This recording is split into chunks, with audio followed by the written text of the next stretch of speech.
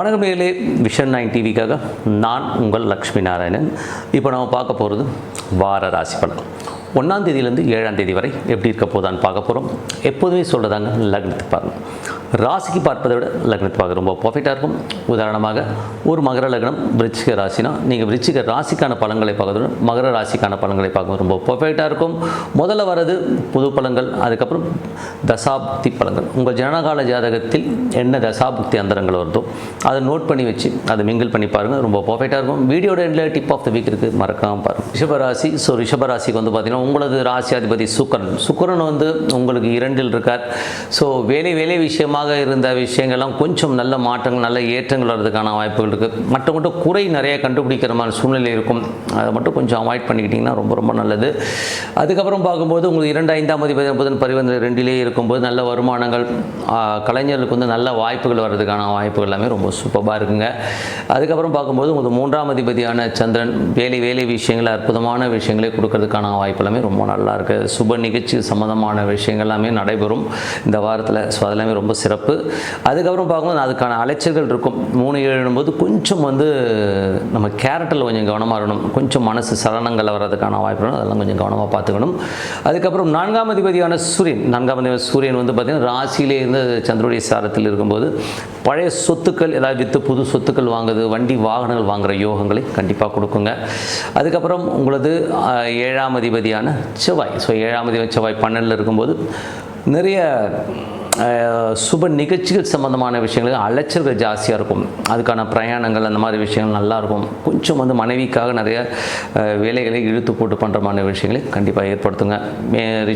ரிஷபராசிக்காரங்க வந்து உங்களுக்கு 8ஆம் அதிபதியான குரு 2இல் இருக்கும்போது என்ன மாதிரி விஷயங்களை பண்ணும்போது 2இல் இருக்கும்போது கொஞ்சம் கவனமாக பேசணும். ஏதாவது இடவிடமாக பேசி நம்ம கொஞ்சம் வந்து இடவிடமாக மாட்டுவோம். அதனால் குடும்பத்தினரிடம் பேசும்போது ரொம்ப கவனமாக இருக்கணும். அதே மாதிரி இன்வெஸ்ட்மெண்ட் சம்மந்தமான விஷயம் கொஞ்சம் கேர்ஃபுல்லாக இருந்தது ரொம்ப நல்லது. 9, 10ஆம் அதிபதியான சனி 11இல் இருக்கும்போது வெளிநாடு அப்பா சார்ந்த விஷயங்கள், வெளி மாநிலங்களில் இருக்கவங்களுக்கு எல்லாமே நல்ல வருமானங்கள், நல்ல ஏற்றங்கள் வர்றதுக்கான வாய்ப்புகள் இருக்குது. அதிலும் கலைஞர்களுக்கு வந்து ஒரு பெரிய வாய்ப்புகள்லாம் வந்து வரும். சூப்பராக இருக்குங்க. ஒரு கலைஞர்களுக்கு வந்து ஒரு பெரிய வாய்ப்பு, வாழ்க்கையில் வந்து ஒரு பெரிய ஒரு நல்ல ஒரு வருமானங்கள் வர்றதுக்கான வாய்ப்புகளுமே அற்புதமாக இருக்குங்க.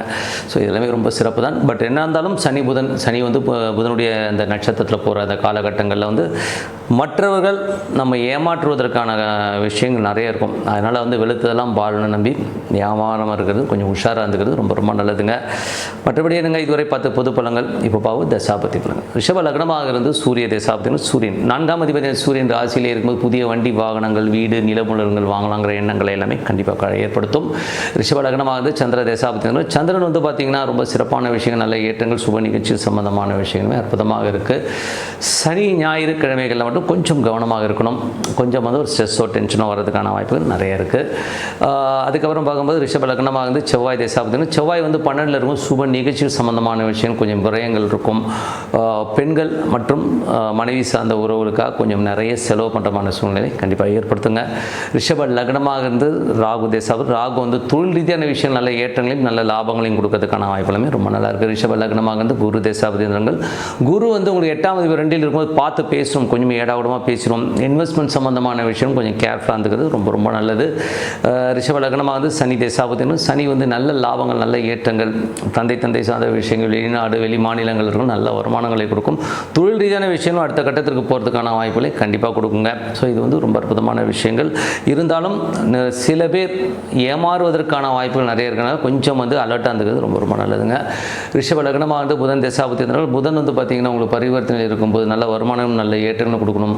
கலைஞர்கள், குழந்தைகளால் வந்து நல்ல லாபங்கள், நல்ல சந்தோஷம், குதூகலங்கள் ஏற்படுறதுக்கான வாய்ப்பு ரொம்ப நல்லா இருக்குது. ரிஷப லக்னமாக வந்து கேது தசாபதி. கேது 4ல் இருக்கும்போது கொஞ்சம் சின்ன மன உளைச்சல்கள் இருக்கும். 4ல் கேது நம்மளது தாயார் கொஞ்சம் வெடுக்கெடுக்குன்னு பேசுகிறது, வீடு சம்பந்தமான விஷயங்கள், ஏதாவது லோன் ப்ராசஸ் பண்ணுற மாதிரியான விஷயங்கள் கண்டிப்பாக இருக்குங்க. ரிஷப லக்னமாக வந்து சுக்கிர தசாபதி. சுக்கிரன் வந்து பார்த்திங்கன்னா உங்களுக்கு 6ஆம் அதிபதி உங்களுக்கு 2இல் வந்து பரிவர்த்தனை ஆகும்போது ஏதாச்சும் வந்து ஒரு வேலை இல்லாதவருக்கு இப்போ வேலை கிடைக்கிறதுக்கான வாய்ப்புகள் நிறைய இருக்குது. வருமானங்கள் நல்ல ஒரு லெவலில் வர்றதுக்கான வாய்ப்பும் ரொம்ப சூப்பராக இருங்க. ஸோ மற்றபடி என்னங்க, என்னை பொறுத்தவரை நல்ல ஒரு பிரார்த்தனை, மனதார வந்து இறைவனை பிரார்த்தனை பண்ணோம்னா கண்டிப்பாக நம்ம அடுத்த லெவல் போகிறதுக்கான ரொம்ப சிறப்பாக இருக்குது. இப்போ பார்க்கும்போது tip of the week. So tip of the வீக்கில் வந்து பார்த்திங்கன்னா குரு பயிற்சி யார் யாரை பாதிக்கும். ஸோ எல்லாருமே வந்து ஜென்ரலாக வந்து ஒரு ராசி பலனை பார்த்து எனக்கு ஜென்மகுரு வந்துருச்சு, எனக்கு டென்ஷனாக இருக்குது, ஐயோ இப்படி ஆகிடும் அப்படி ஆகிடும்னு சொல்லிட்டு நிறைய பேர் வந்து ஸ்ட்ரெஸ் ஆகிடுறீங்க. அது வந்து என்றைக்குமே சந்திரனை மையமாக கொண்டு பார்க்குறது வந்து குரு பயிற்சியில் தான் பார்க்குறோம், ராசியில் பார்க்குறோம். பட் லக்னத்துக்கு பார்க்கணும். லக்னத்துக்கு பார்க்கும்போது தான் உங்களுக்கு பர்ஃபெக்டாக இருக்கும்.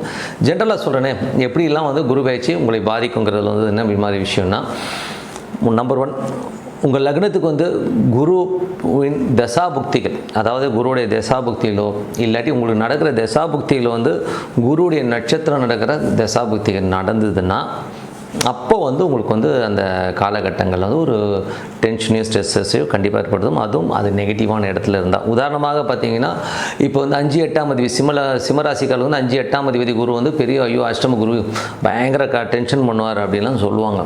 அப்படி பார்த்தீங்கன்னா டிகிரி வைஸ் பார்க்கும்போது இவருடைய லக்னம், நம்ம விஜய் சாருடைய லக்னமும் பார்த்தீங்கன்னா 5 8 தான் வரும். பட் என்னென்னா அவருடைய ஜனகால ஜாதகத்தில் குரு கும்பத்தில் இருக்கிறனால சனியும் குருவும் வந்து ஒரு பரிவர்த்தனையில் போயிட்டாங்க. ஸோ அதனால் வந்து பார்த்திங்கன்னா அது வந்து பெரிய யோகமாக மாறிடுது. ஸோ அந்த மாதிரி நிறைய விஷயங்கள் இந்த மாதிரி வந்து எடுத்தோம் கவுத்தோன்னு நம்ம வந்து ஜென்ரலாக ஒரு ராசி பலனை வச்சு முடிவு பண்ணாமல் அதுக்குள்ளே போய் பார்த்திங்கன்னா தான் தெரியும். அது மட்டும் உங்களுக்கு அந்த குரு திசையோ புத்தியோ அந்தரமோ நடந்ததுனா தான் அது எஃபெக்ட் ஆகும்.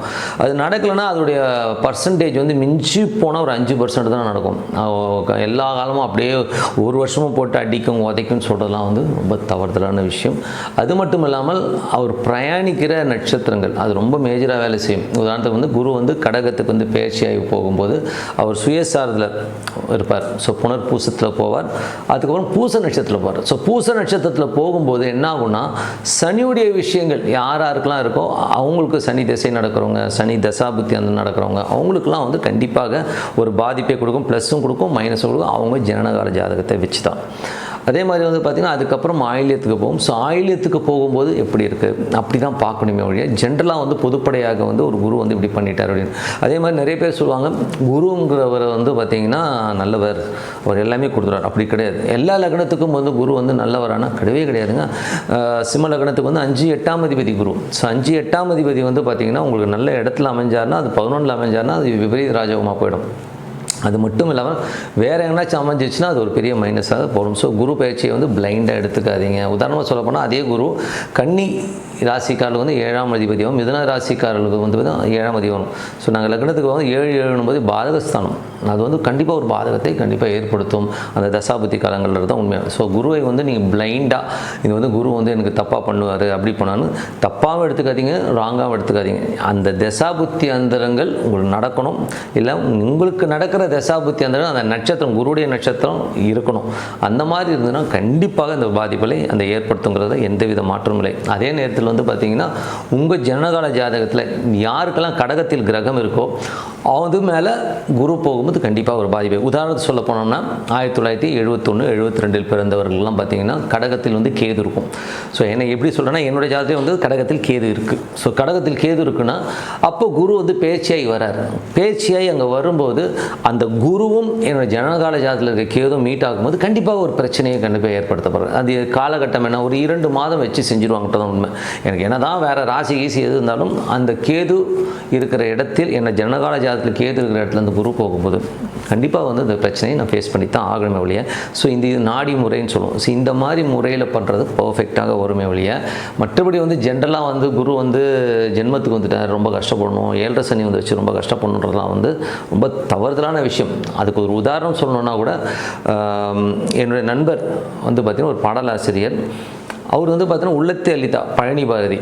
அவர் வந்து பார்த்திங்கன்னா 7.5 சனிங்க அவருக்கு. அவர் என்ன சொல்கிறார், பத்திரிகையெல்லாம் பார்த்தேன் 7.5 சனின்னு ரொம்ப பயங்கரமாக போட்டிருக்கானுங்க, ஆனால் இந்த டைம் தாங்க பணம் கொட்டுதுங்கிறது. காரணம் என்ன, அவர் ஜனகால ஜாதகத்தில் வந்து ஒரு ப்ளஸ்ஸான இடத்துல சனி இருந்து அந்த தசாபுத்தி 8 வரும்போது பெரிய லாபங்கள் அன்றைக்கி வந்து அந்த சொல்கிறார் எனக்கு நேரமே இல்லைங்க அவ்வளோ பணம் வருதுங்கிற மாதிரியான விஷயங்களே கண்டிப்பாக இருக்கும். அதனால் நீங்கள் ஜென்ரலாக எடுத்து மன உளைச்சல் பட்டுக்கிட்டு ஐயோ இப்படி ஆகிடும் அப்படி ஆகிடும். இந்த யூடியூப்பில் வந்து இதில் ப்ராப்ளமே என்னென்னா எந்த விஷயமாக இருந்தால் பிளைண்டாக நம்பிடுறது. ஐயோ எனக்கு இங்கே இருக்குங்க அங்கே இருக்குங்க அந்த மாதிரி இல்லைங்க. அது உங்கள் ஜனகால ஜாதகத்தில் எப்படி லிங்க் ஆகுது, அந்த தசாபுக்தியோட எப்படி லிங்க் ஆகுதுன்னு பார்த்துட்டு நீங்கள் பண்ணும் இல்லையா. ஜென்ரலாக வந்து குரு பயிற்சி இப்போ பலங்களை பார்த்து கன்ஃபியூஸ் ஆகாதீங்கிறது தான் உண்மை. ஸோ மற்றபடி என்னங்க இன்னொரு நிகழ்ச்சியில் பார்ப்போம். உங்களிடம் விடைபெறுவது உங்கள் லக்ஷ்மி நாராயணன். நன்றி, வணக்கம்.